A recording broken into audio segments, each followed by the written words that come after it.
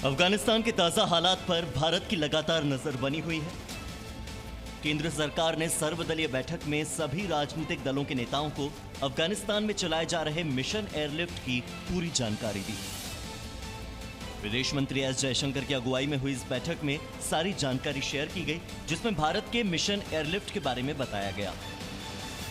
हाँ, काबुल की स्थिति, अफगानिस्तान की स्थिति तो देख रहे हैं। अभी इस सिचुएशन में जब वहाँ सिचुएशन सेटल डाउन नहीं हुआ, अगर आपके जो पॉलिसी, आगे की पॉलिसी के सवाल जो हैं, आप इसमें आपको थोड़ा और पेशेंस दिखाना होगा।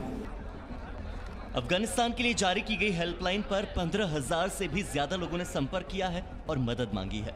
सरकार का कहना है कि अभी पूरी तरह से फोकस अफगानिस्तान से लोगों को निकालने पर है।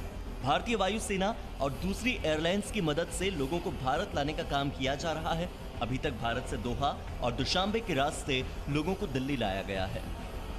अब तक 800 से ज्यादा लोगों को भारत वापस लाया जा चुका है, जिनमें सबसे पहले दूतावास के लोगों को वापस लाया गया। इसके बाद अब भारतीय नागरिकों को भारत लाया जा रहा है। इन लोगों के अलावा अफगानिस्तान में रहने वाले हिंदू और सिखों को भी भारत वापस लाया जा रहा है।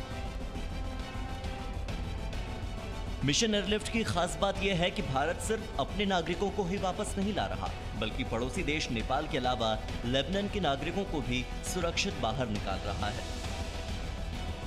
भारत ने 16 अगस्त को अपने मिशन देवी शक्ति की शुरुआत 80 लोगों को भारत लाकर की थी।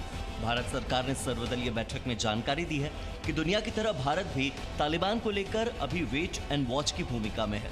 मुख्य फोकस लोगों को अफगानिस्तान से बाहर निकालने पर है। इसके अलावा अन्य चीजों को ध्यान में रखा जा रहा है।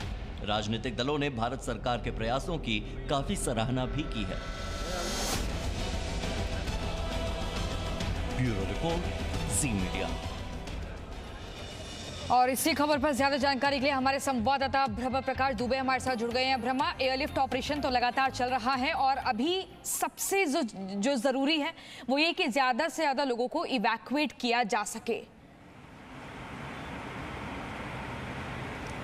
बिल्कुल, देखिए, सबसे महत्वपूर्ण है कि जो वहाँ पर भारतीय वहाँ पर मौजूद हैं उनको वापस लाया जाए। हालांकि मैं आपको बता दूं कि 16 अगस्त से जो रेस्क्यू ऑपरेशन चल रहा था उसमें अधिकतर जो भारतीय हैं, आप ये मानकर चलिए कि 99% जो भारतीय वहाँ पर मौजूद थे उनको वापस लाया जा चुका है। वहाँ पर कुछ जो अफ़गान नागरिक हैं, जिसमें खासतौर से सिख और हिंदू मौजूद हैं, जो अल्पसंख्यक मौजूद हैं, उन्होंने संपर्क किया था। उनको भी वापस लाने का जो योजना है वो भारत सरकार की तरफ से तैयार है और कोशिश की जा रही है। विदेश मंत्रालय के सूत्रों ने यह भी कहा है कि जो लोग वहाँ पर फंसे हुए हैं, खासतौर से हिंदू और सिख लोग, उनके लिए अभियान अभी भी चलता रहेगा। दूसरी महत्वपूर्ण बात यह कि जिस तरह से कल बैठक में जानकारी दी थी विदेश मंत्रालय ने तमाम पॉलिटिकल पार्टी के नेताओं को सर्वदलीय बैठक में, उसमें साफ तौर पर कहा गया था, जब सांसदों ने सवाल पूछे कि जिस तरह से तालिबान अफगानिस्तान में आ गया है, उसके बाद जो खतरा है वो हमारी बॉर्डर पर आ गया है, खासतौर से कश्मीर बॉर्डर पर, तो उसको लेकर विदेश मंत्रालय ने ब्रीफ किया था और कहा गया कि भारत उसी लिहाज से प्रिपरेशन कर रहा है,